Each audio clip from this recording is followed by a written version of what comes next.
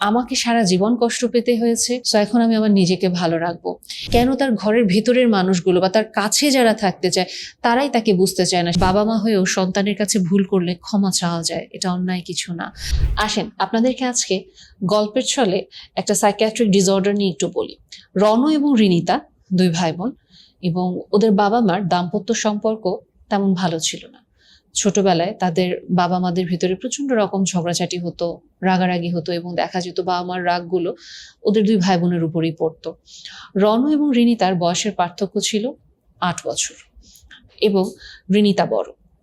এবং রিনিতা মূলত ওর বাবা মার এই ঝগড়াঝাটি, মারামারি, বা ওকে এসে মারধর করা, ওকে এসে বকা দেয়া, বা কাইন্ড অফ ওকে রেফারির ভূমিকায় চলে যাওয়া, এই কাজগুলো অনবরত তাকে করতে হতো।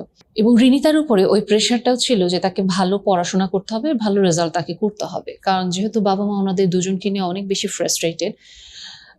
এবং এর মাঝেই রিনিতার একটা খুব বাজে রকম ভাবে সে তার ফ্যামিলি, খুব ঘনিষ্ঠ একজন মানুষের দ্বারাই ছোটবেলাতে একটা অ্যাবিউজের শিকার হয়ে যায়, সেক্সুয়াল অ্যাবিউজ। এবং এটা সে কখনোই বাবা মাকে ভয় বলতে পারেনি, কারণ তার বাবা মার সম্পর্ক ভালো না, এবং সে সবসময় এটাই ভেবেছে আমি যদি বলি আমাকে হয়তো দোষারোপ করা হবে। রণ এবং রিনিতা একই সাথে বেড়ে উঠছে তার পরিবারে, এবং একটা পর্যায়ে গিয়ে ধীরে ধীরে রিনিতাকে সবাই বাহির থেকে যখন দেখে ওর অস্বাভাবিক রাগ, মানে একেবারে তোলপাড় করা, ভাঙচুর করা রাগ। যখন সে রেগে যায় একটা মনে হয় কি অন্য মানুষ ওর শরীরে ভর করে, রেগে গিয়ে নিজেকে আঘাত করা, কেটে ফেলা, বা দেখা যায় দিনের পর দিন ঘরের দরজা বন্ধ করে থাকা, না খেয়ে থাকা, বা হয়তো অসম্ভব বেশি খাওয়া দাওয়া শুরু করে দেয়া, রাতের পর রাত জেগে থাকা, এরকম অদ্ভুত কিছু আচরণও করে। এবং অনেক ক্ষেত্রে ওর অসম্ভব মুড সুইং হয়, এবং দেখা যাচ্ছে সে হয়তো এই খুব ভালো আছে, তো এই একটা সাধারণ কথাতেও এত ট্রিগার হয়ে যায় এবং ও এত মন খারাপ করে ফেলছে যে অন্যরা খুব তটস্থ থাকে যে না, ওকে কখন কি বলবো, জিনিসটা কেমন হয়ে যাবে। এবং ওকে দেখলে সবসময় বোঝা যায় যে ও ঠিক নিজেকে নিয়ে সুখী না। অদ্ভুত রকমের একটা, বলা যেতে পারে নিজের অস্তিত্ব নিয়ে তার প্রশ্ন তাকে তাড়া করে বেড়ায়। সে আসলে জীবনে কি চায়, কিসে খুশি হবে, কিসে সে শান্তি পাবে। এবং স্বাভাবিকভাবে ওর বাবা মার সাথে ওর সম্পর্ক ভালো না, অসম্ভব রকম তীব্র দূরত্বও যেমন আছে, আবার বাবা মাকে সে অসম্ভব ভালোবাসে। ও নিজেও যখন ওর নিজেকে নিয়ে চিন্তা করে, ও ঠিক বুঝতে পারে যে ওর জীবনে ও আসলে অদ্ভুত রকমের একটা শূন্যতা বুকের ভেতরে নিয়ে বাঁচে। ওর এই কাউকে অসম্ভব ভালো লাগে, তো একটা সামান্য বিরোধের কারণেই তার ওই মানুষটাকে আর পছন্দ হয় না। এবং এজন্য সেটাও বুঝতে পারে যে সম্পর্কগুলো স্থায়ী হয় না, ও খুব একা। ওর বন্ধুত্বের সম্পর্ক স্থায়ী হয় না, ভালোবাসার সম্পর্কেও সে রিলেশনশিপে যাওয়ার চেষ্টা করেছিল, কিন্তু খুব অসম্ভব বাজেভাবে সম্পর্কগুলো ভেঙে গিয়েছে। এবং এ পর্যন্ত দুটো সম্পর্ক ভেঙে যাওয়ার পরে তার এখন মানুষকে বিশ্বাস করতে খুব কষ্ট হয়, কারণ প্রতিবার সম্পর্ক ভাঙার পরে ঘুরে দাঁড়াতে ওর অসম্ভব কষ্ট হয়। কারণ সে যখন কাউকে ভালোবাসে, সে তার সর্বস্ব দিয়ে তাকে ভালোবাসার চেষ্টা করে, তার উপরে সে নির্ভর করে। এবং যখন মানুষগুলো চলে যায় তাকে অদ্ভুতভাবে দুটো মানুষ একই ব্লেম দিয়ে গিয়েছে যে ও অসম্ভব রকম ওর তীব্র রাগ, এবং সে কখনোই ওর নিজের ভুল বুঝতে চায় না। সে অসম্ভব নাকি বলা যেতে পারে জেদি টাইপের একজন মানুষ, এবং সে শুধুমাত্র তার পয়েন্ট অফ ভিউ খুব বেশি স্ট্রিক্ট থাকে। এবং আরেকটা কমপ্লেন ভাষাভাবে তার বয়ফ্রেন্ডরা তাকে দিয়ে গিয়েছে যে ওর সাথে কোনো ডিসকাশনে যাওয়া যায় না। ও, বলা যেতে পারে একই বিষয়টা যে ও নিজে যা মনে করে তাই নাকি ঠিক, ও নাকি কখনো অন্য কারো পয়েন্ট অফ ভিউ বুঝতেই চায় না, এবং সে রেসপন্সিবিলিটি নিতে চায় না।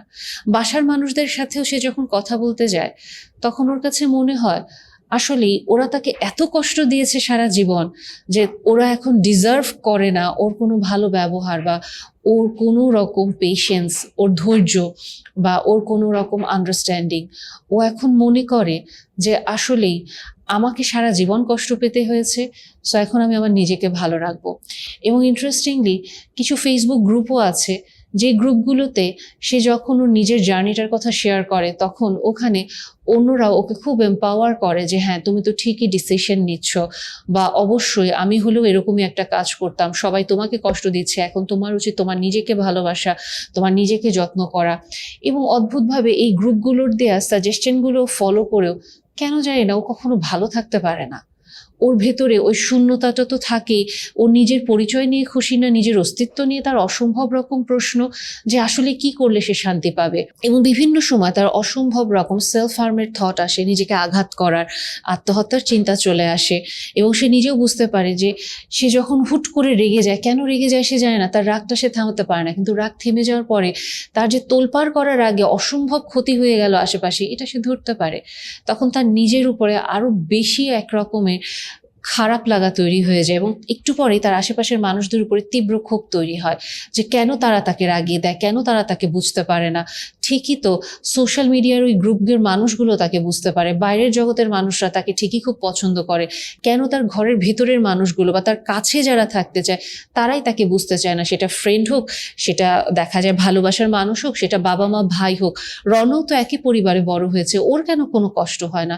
অনেক সময় রিনিতা নিজেও মাঝে মাঝে চিন্তা করে যে রনও কেন ওর কাছ থেকে এতটা দূরত্বে চলে গেল, যে ভাইকে সে ছোটবেলায় আগলে রাখার চেষ্টা করতো তার বাবা মার ঝগড়ার সময়।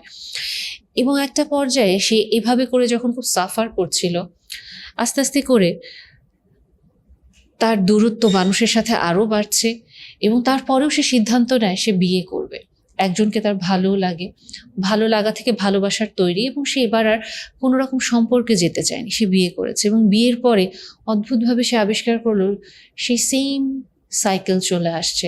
তার পার্টনার তাকে নিয়ে খুবই টেন্স থাকে, তটস্থ থাকে, এবং তার পার্টনারের সাথে তার কোনো কিছুতেই হয়তো মতের মিলই হচ্ছে না। তার মনে হয় তার পার্টনার তাকে ভালোবাসে না, তার মনে হচ্ছে তার পার্টনার তাকে ছেড়ে চলে যাবে।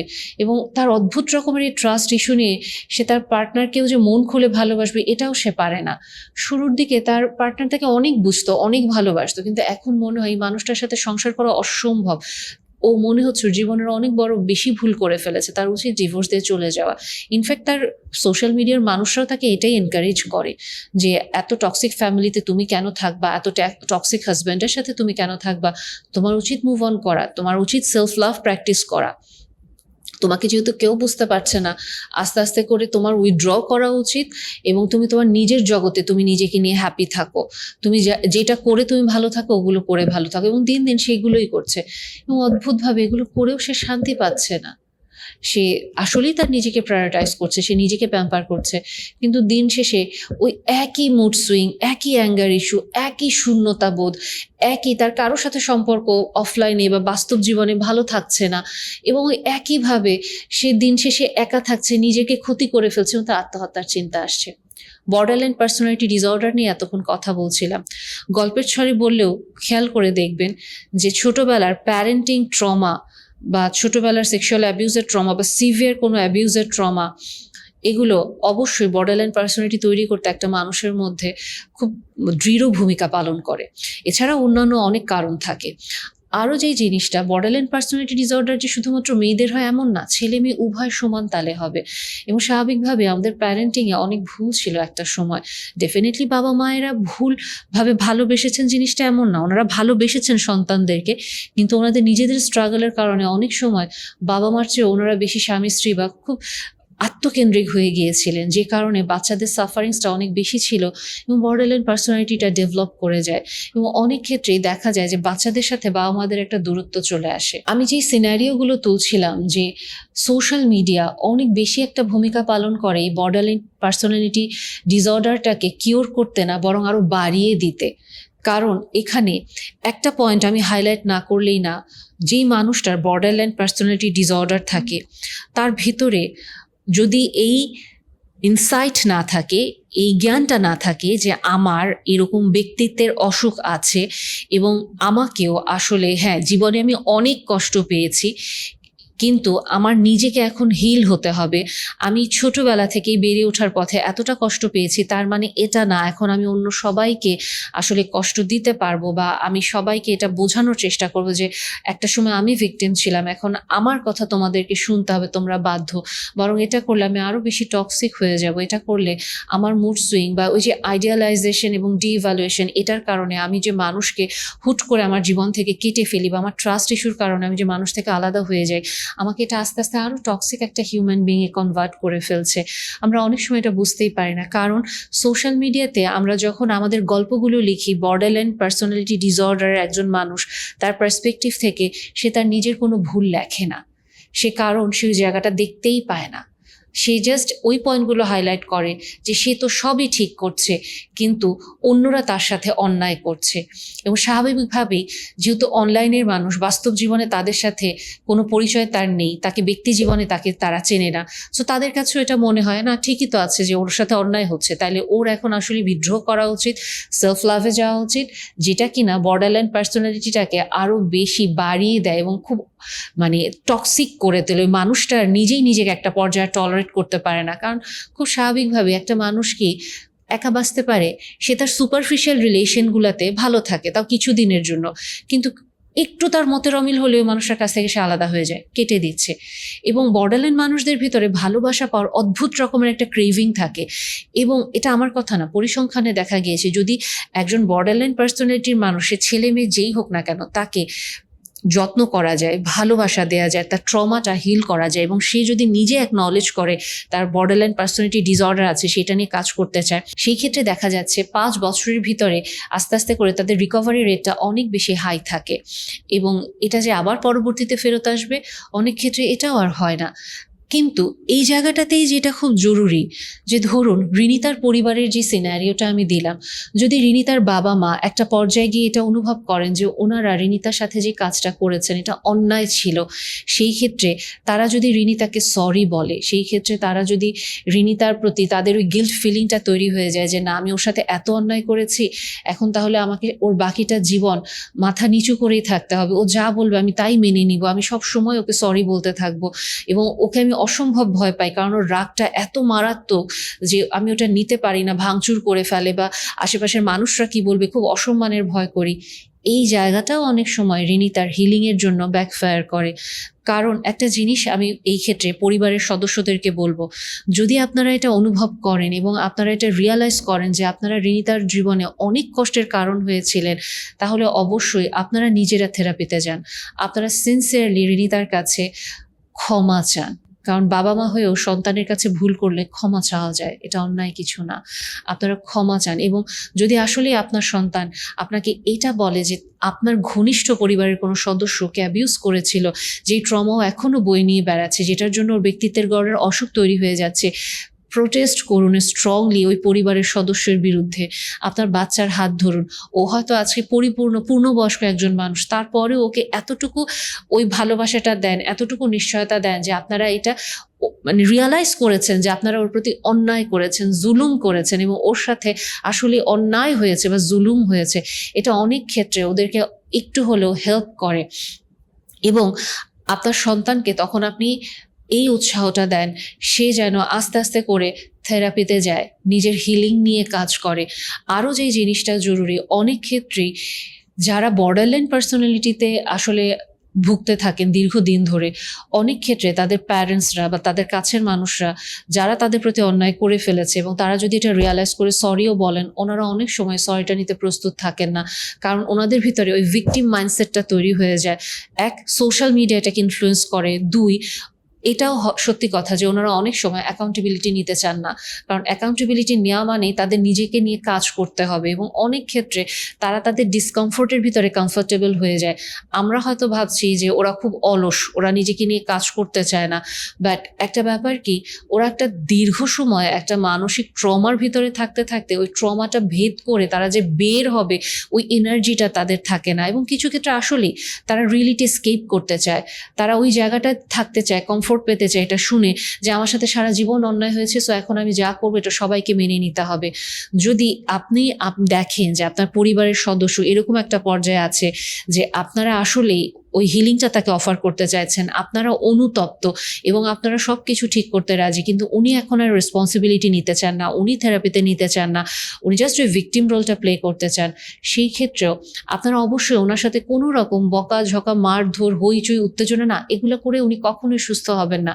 কিন্তু আপনারা যেটা করতে পারেন, একটা হেলদি বাউন্ডারি দেয়া, তাকে এই মেসেজটা পাস করা যে আমরা আসলেই অনুতপ্ত এবং আমি আসলেই সরি, বা আমি কখনোই তোমার ছোটবেলা ফিরিয়ে দিতে পারবো না, কিন্তু আমি এখন যে জিনিসটা করতে পারি, আমি এখন তোমাকে আমার ওই সরিটা দিচ্ছি, এবং আমি তোমাকে ভালোবাসতে পারি, এবং তোমার ভালো থাকার জন্য, থেরাপিতে যাওয়ার জন্য, নিজেকে হিল করার জন্য যা যা প্রয়োজন সেই জার্নিটাতে আমি তোমাকে সাহায্য করব।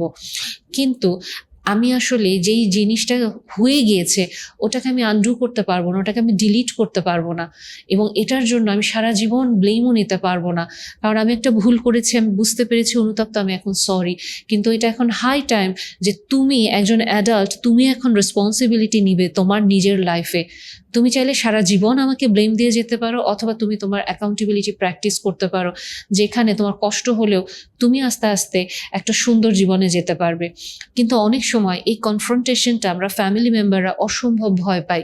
কারণ ওই যে তার অসম্ভব রাগ, সে হইচই করবে, ভাঙচুর করবে, বা সংসারে বা বাসাতে এত একটা অস্থির পরিস্থিতি তৈরি করে ফেলে যেটা আমরা নিতে পারি না। বাবা মায়েরা বয়স হয়ে যায়, ছোট ভাই বোনরা ভয় পেয়ে যায়, বা অনেক ভাই বোনরাও তারাও বিদ্রোহ করে যে না, এত প্যারা আমি নিতে পারবো না, মানে এত হইচই, বাসার ভিতরে এত অশান্তি, তোমার কি শুধু একটা সন্তান? আমরাও তো তোমার সন্তান। তখন আপনি দেখা যায় বাবা মা হিসেবে পাজলড হয়ে যান, আপনি কি করবেন। বা ডেফিনেটলি একটা হেলদি বাউন্ডারি যদি আপনি ওনার ভাই বোন হন বা বাবা মা হন, আপনাকে দিতে হবে, এবং সবাইকে মিলে আসলে একটা পেজে থাকতে হবে। এখন একজন হয়তো বাউন্ডারি দিচ্ছেন, আরেকজন না নাও যা বলছে সব মেনে নিই, আপনারা নিজেরাই পাজল।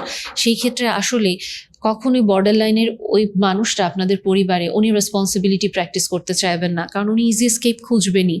এবং যদি আপনি ওনার লাইফ পার্টনার হয়ে থাকেন এবং আপনিও যদি আসলে এরকম ভয় ভয় থাকেন, ডেফিনেটলি আপনার লাইফ একটা রোলার কোস্টার রাইড। আপনি নিজে আপনার পার্টনারকে নিয়ে কনফিউজ, আপনি আপনার নিজেকে নিয়ে কনফিউজ যে আমি কি আসলে আমার পার্টনারের খারাপ থাকার কারণ, আমি কি আসলে এত খারাপ মানুষ যে মানুষটা আসলে আমার পার্টনারকে আগে একসময় অনেক ভালো রাখতাম, এখন আমি ওকে ভালো রাখতে পারছি না, সহ্য করতে পারছি না। প্রবলেমটা তাহলে কোথায় হচ্ছে? আপনি হয়তো পার্টনার হিসেবে নিজেকে নিয়েই কনফিউজ। বাট এই ক্ষেত্রে আপনার যদি মনে হয় আপনার পার্টনারের বর্ডারলাইন পার্সোনালিটি আছে, দেন এগেইন আপনাকেও একটা হেলদি বাউন্ডারি দিতে হবে, ওনাকে হেলদি ওয়েতে সাপোর্ট করতে হবে, ভালোবাসতে হবে। এটা আপনার জন্য কঠিন, বাট স্টিল আপনি যদি এটা বেছে নেন যে আমি ওনার সাথেই থাকবো, কারণ আমি জানি এটা রিকভার করে, এবং আমার পার্টনারকে আমি ভালোবাসলে, ওর সাথে আন্ডারস্ট্যান্ডিং একটা বিহেভ করলে, ও সুন্দর আমার কথাগুলো শোনে। কারণ বর্ডার লাইন পার্সোনালিটির মানুষরা ওনার পার্টনারদেরকে অসম্ভব ভালোবাসে এবং অসম্ভব ডিপেন্ড করে।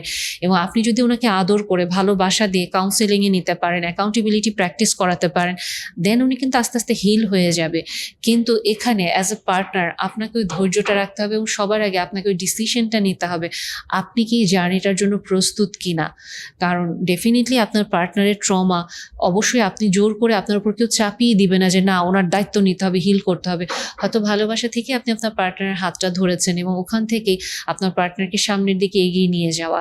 সো ডেফিনেটলি সিদ্ধান্ত আপনার, কিন্তু আপনাকেও এটা হেলদি ওয়েতে একটা বাউন্ডারি দিয়ে কনফ্রন্ট করতে হবে, এবং ওনাকে এগেইন হিলিংয়ের জন্য, থেরাপিতে যাওয়ার জন্য এনকারেজ করতে হবে। সো যদি আপনার ফ্যামিলিতে বর্ডারলাইন পার্সোনালিটি এরকম কেউ থাকে, অথবা আপনি নিজে যদি বর্ডারলাইন পার্সোনালিটির মানুষ হয়ে থাকেন, এটা অবশ্যই থেরাপিতে গেলে হিল হয়। এবং এই জিনিসটা খুব বেশি জরুরি যে আপনার নিজেকে নিয়ে আপনার কাজ করতে হবে। যদি আপনি বর্ডারলাইন পার্সোনালিটির মানুষ হন, আপনাকে আপনার আচরণের রেসপন্সিবিলিটি নিতে হবে। আপনি শুধুমাত্র আপনার কষ্টগুলোকে আপনি অবশ্যই দেখছেন, কিন্তু আরেকটা মানুষের পার্সপেক্টিভ থেকে আপনাকে দেখার চেষ্টা করতে হবে। তাই বলে নিজেকে সবসময় ব্লেম দেওয়া না, অ্যাকাউন্টেবিলিটির প্র্যাকটিস করা। সো বর্ডারলাইন পার্সোনালিটি ডিসঅর্ডার চিকিৎসা নিলে ভালো হয়।